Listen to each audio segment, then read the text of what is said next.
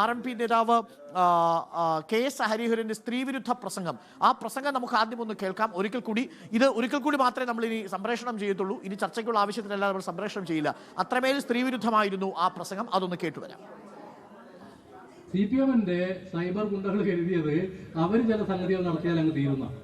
ടീച്ചറെ ഒരു porno video ഉണ്ടാക്കി ആരെങ്കിലും ഉണ്ടാക്കും. അത് മഞ്ജു വാര്യരുടെ പോർണോ വീഡിയോ ഉണ്ടാക്കിയത് നമുക്ക് കേട്ടോ മനസ്സിലാവും. ആരെങ്കിലും ഉണ്ടാക്കും? ആരുണ്ടാക്കി?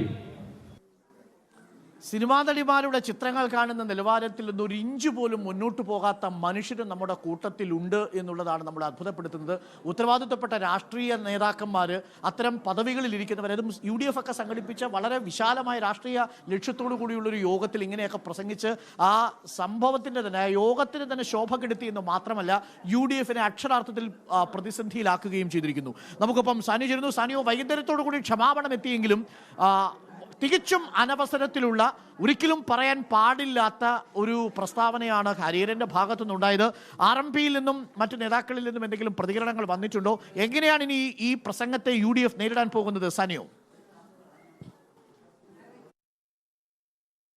ഈ പ്രസംഗം ഏതായാലും UDF-ന് വലിയ പ്രതിസന്ധിയാണ് ഉണ്ടാക്കിയിരിക്കുന്നത്. കാരണം LDF തുടക്കം മുതൽ പറഞ്ഞുകൊണ്ടിരിക്കുന്ന KK ശൈലജയ്ക്കെതിരായ അധിക്ഷേപ പരാമർശങ്ങൾ ഉള്ളതാണ് എന്ന തരത്തിലുള്ള ഒരു പരാമർശമാണ് KS ഹരിഹരന്റെ ഭാഗത്തു നിന്നുണ്ടാവുന്നത്. മാത്രവുമല്ല, ഇപ്പോൾ KS ഹരിഹരനെതിരെ കേസെടുക്കണമെന്നടക്കം ആവശ്യപ്പെട്ടുകൊണ്ട് DYFI അടക്കം രംഗത്തെത്തിയിട്ടുണ്ട്. വ്യക്തിമുദ്ര പതിപ്പിച്ച കലാകാരികളെ പോലും ഇത്തരത്തിൽ KS ഹരിഹരൻ അധിക്ഷേപിക്കുകയാണ്. മാത്രവുമല്ല, KK ശൈലജയെ അധിക്ഷേപിക്കുകയും ഒപ്പം ബോഡി ഷേമിംഗ് നടത്തുകയും ഒക്കെ ചെയ്യുന്നു എന്നതാണ് ആ ഒരു പരിപാടിയുടെ പ്രത്യേകത എന്ന് പറയുന്നത്. പ്രതിപക്ഷ നേതാവ് അടക്കമുള്ള ആളുകൾ, വടകരയിലെ UDF സ്ഥാനാർത്ഥി ഷാഫി പറമ്പിൽ അടക്കമുള്ള ആളുകൾ വേദിയിൽ ഇരിക്കുന്നുണ്ടായിരുന്നു എന്നുള്ളതാണ്. ആ സമയത്ത് തന്നെയാണ് ഇദ്ദേഹം ഇത്തരത്തിലൊരു സംസാരവും നടത്തുന്നത്. ഈ ഒരു സംസാരം കേട്ട് വേദിയിലും സദസ്സിലുമുള്ള ആളുകൾ വലിയ ബഹളത്തോടെ ചിരിക്കുന്നതടക്കം നമുക്ക് ആ വീഡിയോയിൽ കേൾക്കുകയും ചെയ്യാം. അത്തരത്തിൽ വലിയ അധിക്ഷേപ പരാമർശമാണ് ഉണ്ടായിരിക്കുന്നത്. എന്നാൽ അല്പസമയം കഴിഞ്ഞപ്പോൾ തന്നെ ചില മാധ്യമപ്രവർത്തകർ ഈ വിഷയം ചൂണ്ടിക്കാണിച്ചുവെന്നും സംഭവത്തിൽ നിർവ്യാജം ഖേദം പ്രകടിപ്പിക്കുന്നുവെന്നും പറഞ്ഞുകൊണ്ട് ഹരിഹരൻ രംഗത്തെത്തുന്ന കാഴ്ചയും നമുക്ക് കാണാനാവുന്നുണ്ടായിരുന്നു. ഇന്ന് രാവിലെ RMP നേതാവും വടകര MLA കൂടിയായ KK രമ പ്രതികരിച്ചപ്പോൾ അവർ പറയുന്നത് ഇതൊരിക്കലും അംഗീകരിക്കാൻ കഴിയില്ല, തള്ളിപ്പറയുന്നു എന്ന് തന്നെയാണ്. 10 മണിക്ക് KK രമ MLA മാധ്യമങ്ങളെ കാണാമെന്ന് അറിയിച്ചിട്ടുണ്ട്. കൃത്യമായി ആ സമയത്ത് തള്ളിപ്പറയാം, അപ്പോൾ കാണാം, എല്ലാ മാധ്യമങ്ങളെയും ഒരുമിച്ച് കാണാമെന്നാണ് അറിയിച്ചിരിക്കുന്നത്. ഏതായാലും ഈ വിഷയം ഇപ്പോൾ UDF-നെ വലിയ പ്രതിസന്ധിയിലാക്കിയിരിക്കുകയാണ്. അരുൺ,